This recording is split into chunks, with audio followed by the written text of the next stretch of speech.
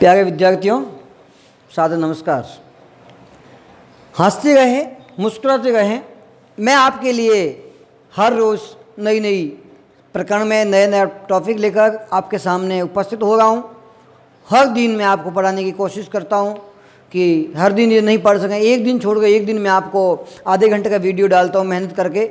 मैं आपसे प्यारे विद्यार्थियों कुछ नहीं मांगता, सिर्फ एक चीज़ मांगता हूँ कि आप मोबाइल में जब आप वीडियो खोलें तब आप वीडियो में अवश्य आप ध्यान दें कि जब आपको दिखे ये सब्सक्राइब बटन, इसको सबसे पहले सब्सक्राइब बटन करें ऑन।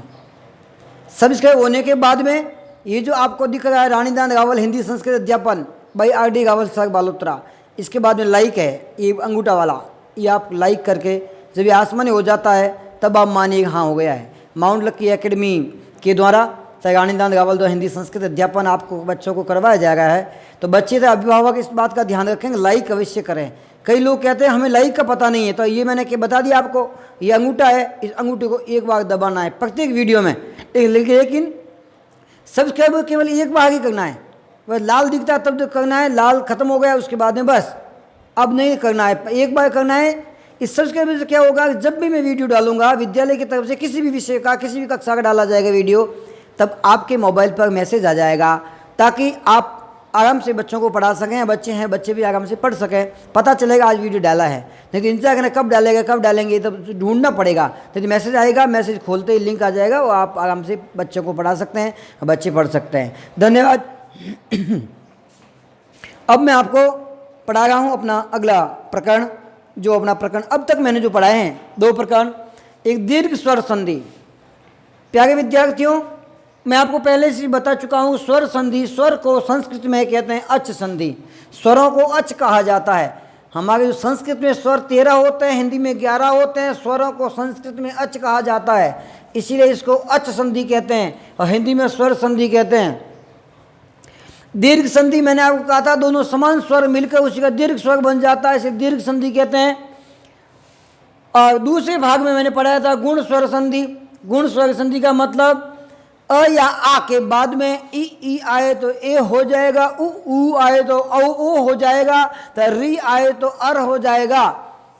मैंने आपको अच्छी तरह से पढ़ाया था ये गुण स्वर संधि। और वृद्धि संधि भी मैं आपको आज वृद्धि संधि और यण संधि पढ़ाने की कोशिश करूँगा।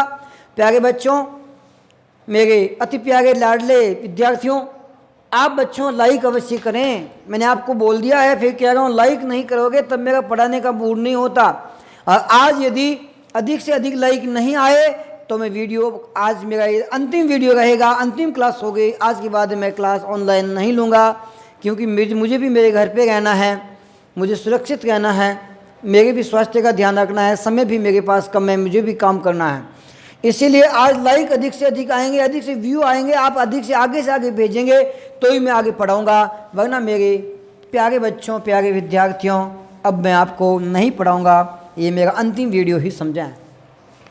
चलो मैं आपको बता रहा हूँ, दीर्घ संधि पढ़ा दी, गुण संधि पढ़ा दी, अब चलते हैं वृद्धि संधि की ओर। प्यारे विद्यार्थियों, वृद्धि संधि अपन पढ़ते हैं, तो वृद्धि संधि अपन ढंग से पढ़ें कि वृद्धि संधि आखिर है क्या। वृद्धि स्वर संधि प्यारे विद्यार्थियों, मैं आपको जैसे पहले गुण संधि में पढ़ा चुका हूँ कि प्लस से पहले अ या आ ही आएगा, तो वृद्धि में भी अ या आ ही आएगा। अ या आ के बाद में ए या आई आए, ए या आई या क्या आएगा, ओ और आउ आएगा। अ या आ के बाद ए या आई आएगा या ओ या आउ आएगा। एक री भी आ सकती है, लेकिन वो केवल और केवल संस्कृत के प्रकरण में है कि री की वृद्धि संधि में री आता है। संस्कृत में, हिंदी की संधि में री नहीं है, और वो भी 5-7 उदाहरण ही है कि री आएगा। री आए तो इनका क्या हो जाएगा, क्रमशः क्या हो जाएगा, ए और आई का हो जाएगा आई। क्या हो जाएगा, आई यानी 2 मात्राएं, मात्रा की वृद्धि। और ओ और आउ आए तो हो जाएगा आउ। आउ का मतलब दो मात्राएं तथा एक डंडा, दो मात्राएं और एक डंडा। और री आए तो अपने गुण संधि में होता था अर, गुण संधि में प्यारे विद्यार्थियों होता था अर, लेकिन यहाँ पर मात्रा बढ़ जाएगी तो अर की जगह हो जाएगा आर।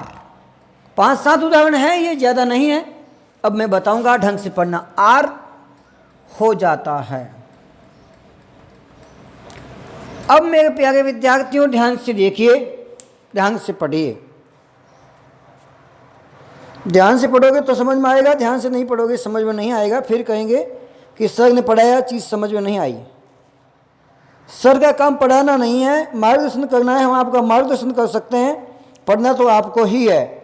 इसलिए ढंग से पढ़िए, मन लगा कर पढ़िए।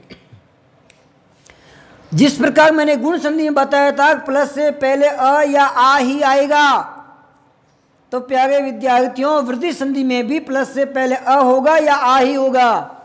बिल्कुल फिक्स है, प्लस से पहले अ या आ ही होगा। और उसके बाद में या ए आएगा या आई आएगा।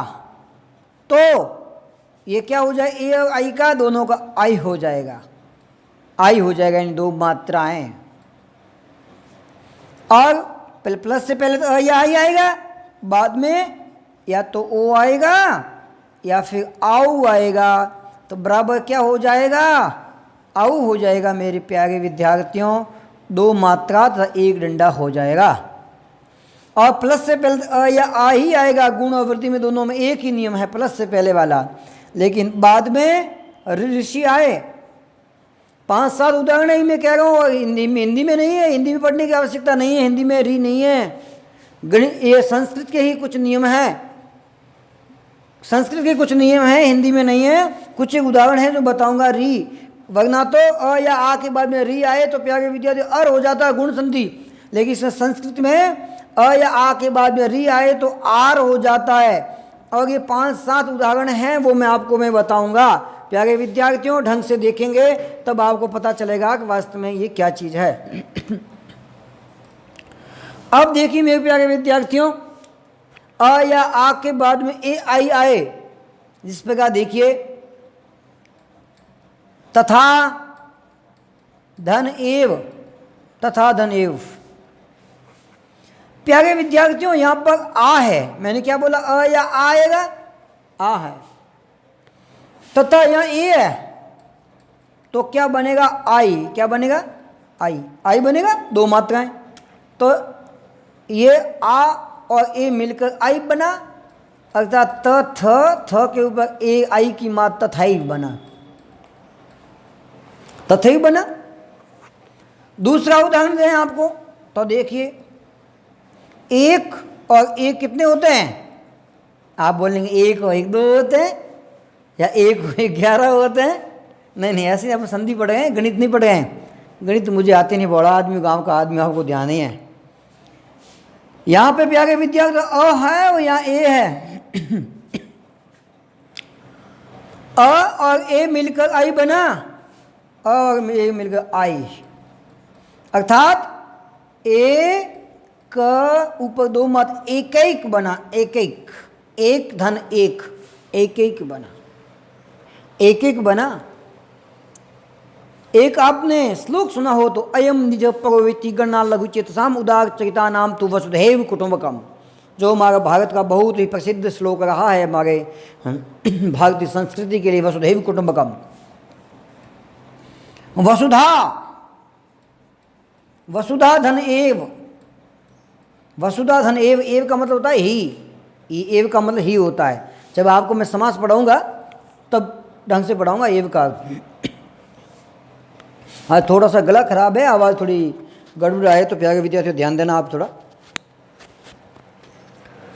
वसुदेव, वसुदेव, वसुधा धन एव, यहाँ आ है और यहाँ ए, आ और ए मिलकर बना आई, वसुदेव। तो वसु, वसु मने धरती, वसुधा, वसुधा मने धरती, वसुंधरा नहीं है, वसुंधरा भी धरती का पर्यायवाची है, पृथ्वी का। वसुधा, वसुधा धन एव वसुधैव, अयम निज परोवेति गणना लघु चेतसाम उदार चरिता नाम तु वसुधैव कुटुंबकम। यह अपना है, ये पराया है, ये छोटे हृदय वाले सकते हैं। ऐसा छोटे हृदय वाले होते हैं जिनकी सोच छोटी होती है, वे सोचना ये अपना है ये पराया है।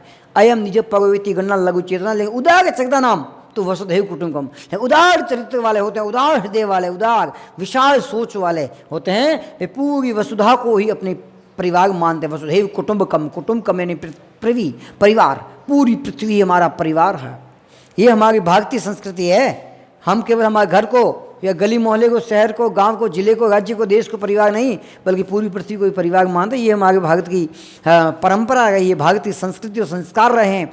इसीलिए कहा जाता है सर्वे भवन्तु सुखिनः सर्वे सन्तु निरामया सर्वे भद्राणि पश्यन्तु मा कच्चित् अपि दुःख भाग भवेत्। सभी सुखी हों, सभी खुश हो, सभी प्रसन्न हो, कोई रोगी ना हो, सभी निरोगी हों। वाह वाह वाह, क्या भारत की परिपाटी चले आ गई है। ये मैंने आपको पहला उदाहरण बताया। आ के बाद में ए आई आए तो आई बनता है, उसका उदाहरण। अब बता रहा हूं, अ या आ के बाद में ओ औ आए तो औ कैसे बनता है वो देखिए। देखिए प्यारे विद्यार्थियों, महाऔदार्य, महाऔदार्य। प्यारे विद्यार्थियों, यह आ है, बाद में ओ है। अ या आ के बाद में ओ या औ आए प्यारे विद्यार्थियों तो औ बन जाएगा। बना महोदार्य। क्या बना? महोदार्य। यहां पर दो मात्रा लग गई, दो मात्रा एक डंडा, औ बन गया, बन गया ना। महाधन औषधि, महाधन औषधि, महाधन औषधि, महाधन औषधि, आ धन ओ मिलकर बना औ, महौषधि, महौषधि। प्यारे विद्यार्थियों, ये तो आपको बिल्कुल सरल लग रहा है, लेकिन ये जो नियम है, ये नियम, ये बिल्कुल ऐसा ऐसा सेम टू सेम नियम गुण संधि में लगता है। और गुण संधि में अ या आ के बाद में री आती है, अ या आ के बाद में री आती है। महाधन ऋषि आपने पढ़ा हो तो, महाधन ऋषि, लेकिन वहां पर आर नहीं बनकर वहां अर बनता था, अर। तो आपके दिमाग में ये बात आती होगी कि अ या आ के बाद में री आए तो हम अर बनाए, आर बनाए। बिल्कुल बात आपकी भी सही है। आप जो सोच रहे हैं बिल्कुल सही सोच रहे हैं कि अ या आ के बाद में री आए तो गुण संधि बताए अर, यहां बताए आर। अब क्या करें? कंफ्यूजन, दिमाग भ्रमित हो जाता है। गर्मियों का मौसम है, बड़े बड़े जीव जंतु इंसान भ्रमित हो जाते हैं। गर्मियों में बस में बैठे होते हैं, गाड़ी में, वाहन में बैठे होते हैं, सड़क पर देखते हैं आगे पानी दिखता है, पास में जाते हैं पानी क्या, सड़क भी सूखी है, तपतपाती गर्म, ठंडी भी नहीं है, ना भिगी हुई है, एक पानी दिखता है, उसको बोलते हैं मृग मरीचिका या दृष्टि भ्रम। तो ये दृष्टि भ्रम नहीं है, मैं आपको भ्रमित नहीं कर रहा हूं, मैं बता रहा हूं बिल्कुल अ या आ के बाद में री आए तो अर ही बनता है, आर नहीं बनता प्यारे विद्यार्थियों। लेकिन आर वृद्धि संधि, अर गुण संधि बनता है। आर ध्यान देना, इसलिए मैं ज्यादा जोर से आर ये केवल हिंदी वाले नहीं पढ़े, हिंदी वाले इसको इग्नोर करते हैं। ये संस्कृत के लिए बता रहा हूं, हिंदी में नहीं है, ये संस्कृत में है। अ या आ के बाद में री आए तो आर कब बनता है? 5 या 7 बिल्कुल बिल्कुल उदाहरण है, इससे ज़्यादा उदाहरण नहीं है। मैं आपको 2-4 उदाहरण बता देता हूँ, बाकी पढ़ना आपको है। संस्कृत पढ़ने वाले संस्कृत की पुस्तक लें हाथ में और पढ़े, हिंदी पढ़ने वाले हिंदी की पुस्तक लें व्याकरण, और उसके अनुसार मैं पढ़ा रहा हूँ उसके अनुसार पढ़ें, और कमेंट्स बॉक्स में मुझे कमेंट्स भी दे सकते हैं। देखिए, प्लस से पहले अ या आ आए और बाद में क्या आए? ऋणम आए। क्या आए? ऋणम शब्द फिक्स आएगा, ऋणम शब्द आएगा। वहां केवल री आता, री समझ कोई भी आदमी नहीं, यह पूरा शब्द आएगा ऋणम। अ या आएगा, बाद में ऋणम आएगा। ऋणम का आर करना है, री का आर करना है। समझ में आई बात? नहीं आई? कम आई समझ नहीं? अभी देखते हैं कैसे समझ में आई। मैं उदाहरण देता हूं। कंबल, धनरी, वसन, धनरी, 10 धनरी। अ या आ के बाद में री आए तो अर होना चाहिए गुण संधि के नियमानुसार, लेकिन मैं कहता हूं कंबल है, वसन है, दस है, इनके बाद री नहीं पूरा शब्द आए ऋणम, तो आपको आर करना है। आर आर करना है। क्यों करना है, कैसे करना है, वो गहन अध्ययन यदि करने वाले हैं, रीट पढ़ने वाले हैं, तो मैं रीट का अलग से बैच लूंगा, उसमें बताऊंगा क्यों होना चाहिए। अ या आ के बाद री आए तो वृद्धि संधि के अनुसार आर करना है। तो अपना शब्द है कंबलार, कंबलार ऋणम, कंबलार ऋणम आर, या आर हुआ आर। आर अंग्रेजी नहीं पढ़ा, अंग्रेजी वाला आर नहीं करना है, आप अंग्रेजी आर कर दोगे, अंग्रेजी मुझे नहीं आती भाई, सीधी बात है। बड़ा आदमी गांव का आदमी कब आती है आपको, ध्यान है। वसना ऋणम, ये आर आ गया। दशाऋणम, दशाऋणम, ये शब्द आएंगे इसमें। 5-7 उदाहरण है प्यारे विद्यार्थियों, 7 से ज़्यादा नहीं। आप पढ़िए, संस्कृत पढ़ने वाले पढ़िए, हिंदी वाले इसको इग्नोर करें, बिल्कुल नहीं पढ़ें, दिमाग पर इतना जोर नहीं लगाएं, ये आपका हिंदी का प्रकरण नहीं है, संस्कृत का प्रकरण है। तो अपनी वृद्धि संधि पूरी हो चुकी है। अब लेते हैं अपनी सबसे महत्वपूर्ण संधि, जो अपना टॉपिक है वो लेते हैं यण संधि। बहुत अच्छी, हर जगह काम आने वाली है यण संधि, इसलिए अपन यण संधि पढ़ते हैं प्यारे विद्यार्थियों। देखते हैं कि आप कितना इस पर ध्यान देते हैं।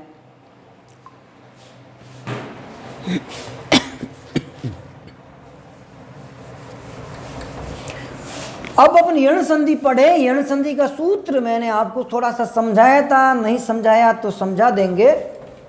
और कई विद्यार्थियों के, कोई समझदार विद्यार्थी है और कोई मेरे मार्गदर्शक हैं, सुझाव देते हैं, उन्होंने कहा है कि संधि पढ़ाने सबसे पहले आपने एक गलती कर दी।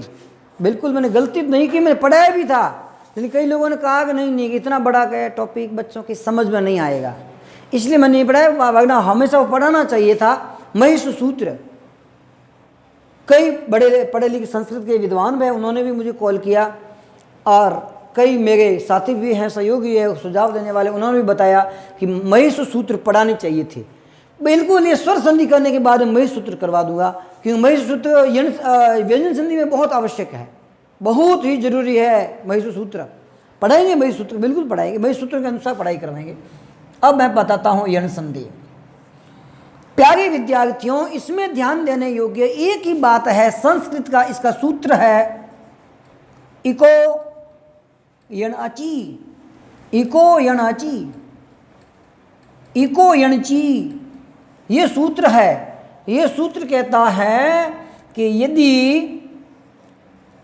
एक प्रत्याहार के बाद में, यदि एक प्रत्याहार के बाद में कोई भी अच हो, कोई भी अच हो, अच यानी स्वर हो, अच यानी स्वर हो, असमान स्वर के बाद में, पहले इक है बाद में असमान स्वर हो, क्या हो, असमान स्वर, असमान अच, अची परे, असमान अच हो, अच यानी स्वर, अची परे हो, तो इक के स्थान पर, तो इक के स्थान पर क्या हो जाएगा प्यारे विद्यार्थियों, इक के स्थान पर, ये इक लिखा हुआ है, ये इक के स्थान पर आपको यण आदेश करना पड़ेगा, यण। अब प्यारे विद्यार्थियों, जब तक महिष सूत्र नहीं पढ़ेंगे तब इक ने यण क्या होता है पता नहीं है। खैर, मैं आपको ये स्वर संधि करने के तत्पश्चात में महिष सूत्र करवाऊंगा। आप लाइक अवश्य करना, लाइक नहीं किया हुआ है तो अब भी लाइक कर दो, सब्सक्राइब कर दो नहीं तो पढ़ाने मुझे आनंद नहीं आएगा। यण स्थान पर यण आदेश हो जाता है, यण आदेश करना होता है या हो जाता है, वो आपकी मर्जी है, करें नहीं करें, मर्जी आपकी, पढ़ना है नहीं पढ़ना है, ज़बरदस्ती कैसे पढ़ाएं, नहीं पढ़ा सकते। चलो मैं आपको पहले बता दूं इक क्या होता है। महिष सूत्रों के अनुसार, महिष सूत्र होते हैं, जो प्यारे विद्यार्थी मेरे से जो पढ़े हैं उनको पता है। मैं सबसे पहले महिष सूत्र पढ़ाता हूँ। आई उन रील एवं अयो चो हैवट लण यम गणन जपय गढ़ दस जब गढ़ दस खप चट चट तब कपय सस सर हल, ये 14 सूत्र होता है। इसमें एक एक एक प्रत्याग होता है, एक प्रत्याग होता है अ ई ऊ ण, फिर होता है री और री और ली, ये चार होते हैं। इसके स्थान पर यण आदेश किया जाए, क्या आदेश किया जाए? यण।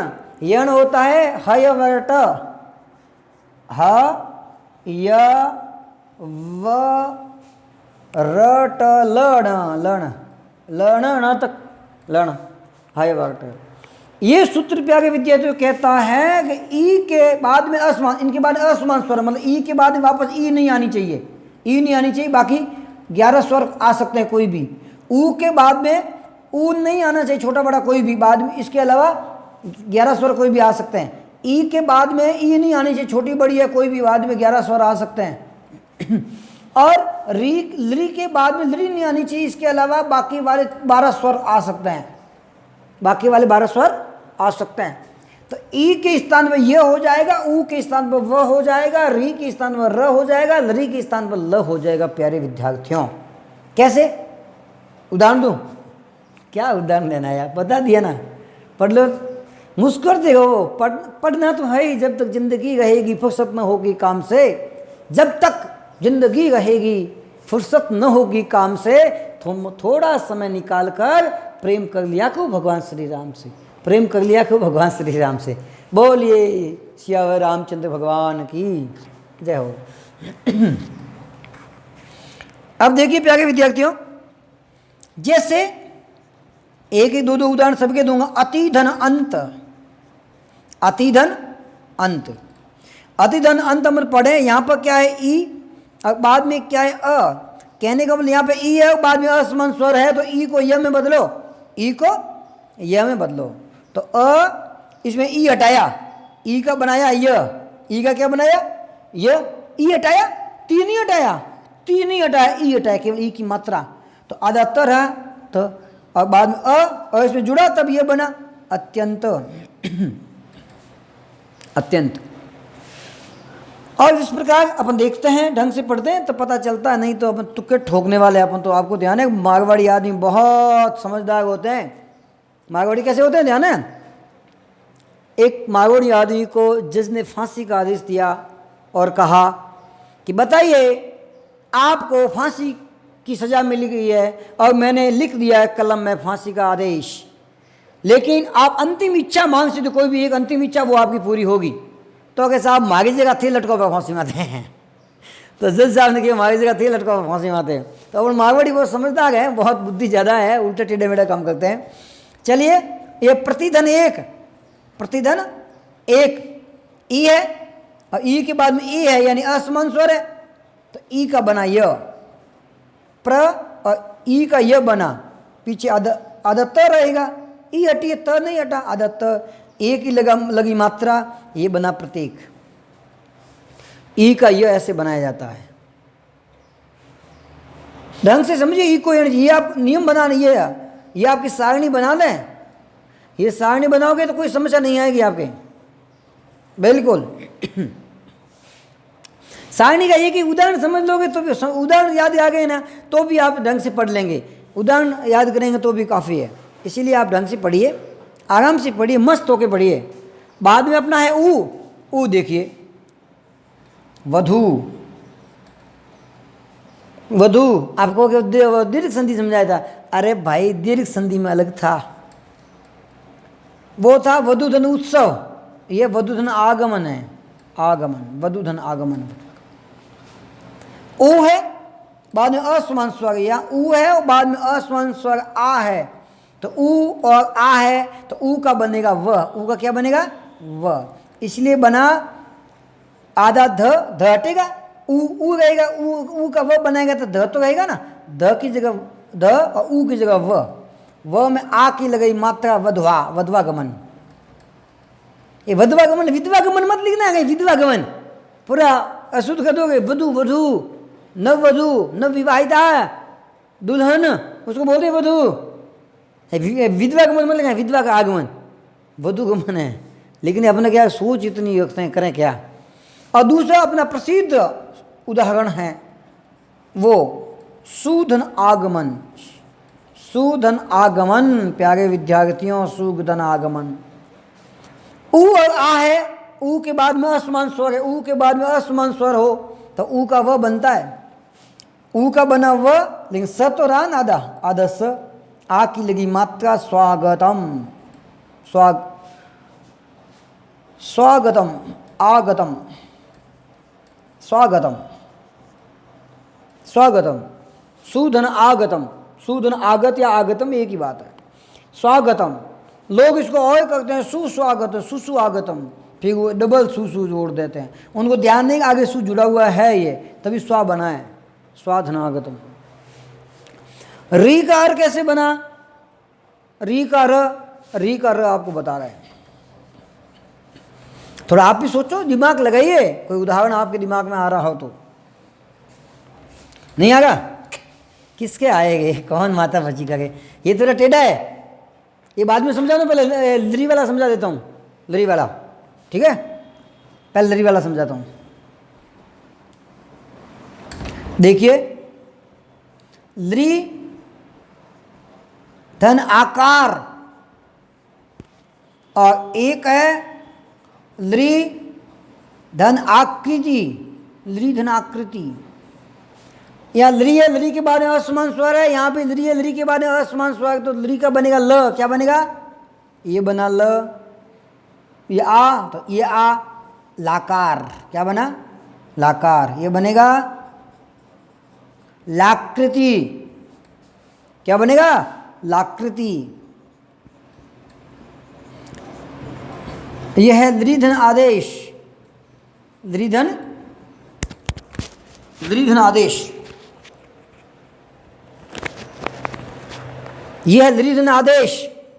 लरी का बना ल, असमान स्वर है ल, और आ ये ला, आ की मात्रा लादेश।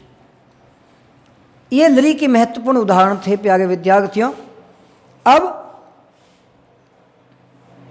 अब मैं आपको बता रहा हूं ये री का र कैसे बनता है, उसके कुछ उदाहरण बता रहा हूं, वो आप देखिए। यह आप देखिए महत्वपूर्ण उदाहरण है, थोड़ा समझ लायक चीज अच्छी है, बहुत सरल भी है, लेकिन अपन थोड़ा समझने में थोड़ी भूल कर देते हैं, इतना कठिन नहीं है। अब देखिए, पितृधन आज्ञा, पितृधन आज्ञा, यहां री है, बाद में आ है, तो री का र बनेगा, र में आ की मात्रा आ बनेगा, अर्थात बनेगा पित्राज्ञा। पित्राज्ञा क्या बनेगा? पित्राज्ञा। इसीलिए हमेशा ध्यान से देखिए और ध्यान से पढ़िए। पित्राज्ञा, पितृधन आदेश, री है या आ है, तो री और आ बना र, इसलिए बना पित्रादेश। क्या बना? पित्रादेश। ढंग से समझना इस चीज़ को, आगे और ढंग से समझाएंगे प्यारे बच्चों। लाइक करते रहें, वीडियो देखते रहें, आगे भेजते रहें। अच्छा हुआ आज लाइक अच्छी आई तो मैं आपको और पढ़ाऊँगा। धन्यवाद। जय हिंद, जय भारत दोस्तों। मुस्कुराते रहें,